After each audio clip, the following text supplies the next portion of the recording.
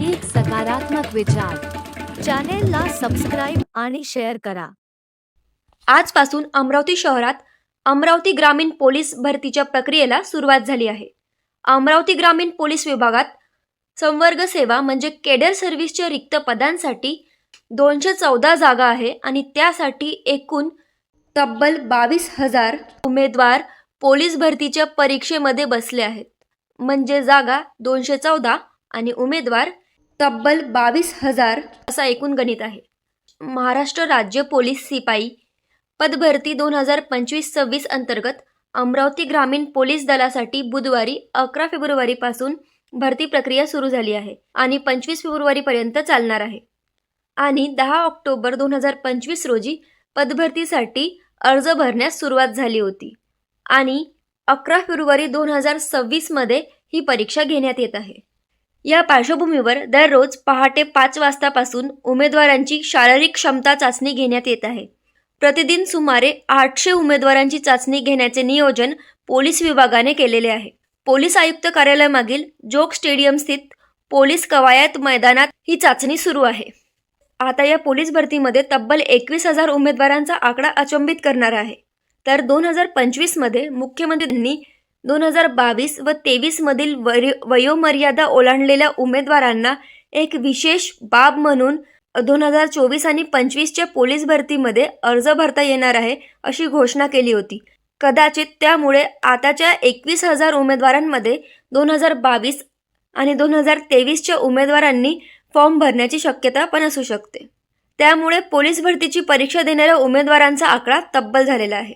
आता 214 रिक्त जागांसाठी 21,206 उमेदवारांनी परीक्षेसाठी अर्ज भरलेला आहे आणि ते पोलीस भरतीची परीक्षा देणार आहे व शारीरिक चाचणीची परीक्षा सुरू असून ते परीक्षा देत आहे. त्यानंतर शारीरिक चाचणीमधून उत्तीर्ण झालेल्या उमेदवारांची लेखी परीक्षा होणार आहे. परंतु जर आपण एकूण अर्ज आणि जागांची संख्या लक्षात घेतली तर एक शिपाई पदासाठी 99 उमेदवारांनी ऑनलाईन अर्ज भरलेला आहे आणि या अर्जांमध्ये 16,286 पुरुष आणि 4,920 महिलांचा समावेश आहे. असे एकूण 21,206 उमेदवारांनी पोलीस भरतीसाठी अर्ज भरलेला आहे. अमरावती ग्रामीण पोलीस घटकामध्ये आजपासून भरतीची प्रक्रिया सुरू केलेली आहे. ते अर्ज आलेली आहे ते एकूण 22,000 अर्ज आलेली आहे. त्याप्रमाणे आजपासून आम्ही भरती सुरू केलेली आहे. आज पहिला दिवस आहे म्हणून आम्ही फक्त 800 उमेदवारांना बोलवले आहे आणि नंतर 1-2 दिवस नंतर आम्ही मॅक्झिमम 2,000 प्रतिदिवस असा बोलवणार आहे आणि उमेदवाराला त्यांची डेटप्रमाणे महाआयटीकडून त्यांना इन्फॉर्मेशन भेटणार. ते झालं की इकडे आम्ही ग्राउंडवर सगळे व्यवस्था जे आहे ते केलेली आहे. उमेदवाराची जे शासनिक चाचणी आहे त्याप्रमाणे सगळी व्यवस्था झालेली आहे आणि ऑल्सो आम्ही बायोमेट्रिक तंत्रज्ञानाचा वापर आम्ही ह्या वर्षी करणार आहे. सो दॅट जे काही उमेदवार येतो पहिल्यांदा त्यांच्या फेसची फोटो घेतो आणि सोबत त्यांची थंब प्रिंट पर घेणार.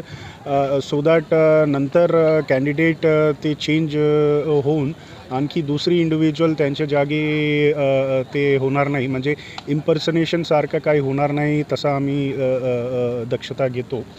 सोबत उमेदवारासाठी जे काही इथे व्यवस्था आम्ही करू शकतो तसं आम्ही केलेली आहे. त्यांची सोयीसुविधानुसार जे काही आम्ही प्रोव्हाइड करू शकतो तसं आम्ही प्रोव्हाइड केलेली आहे. तर आमची असं म्हणणं आहे की काही उमेदवारांना काही इश्यू होणार नाही. ते सोडली की इतर आमचे जवळपास 300 अधिकारी आणि अंमलदार इथे बंदोबस्त वर आहे. तर त्यांची पण सगळे व्यवस्था आम्ही केलेली आहे.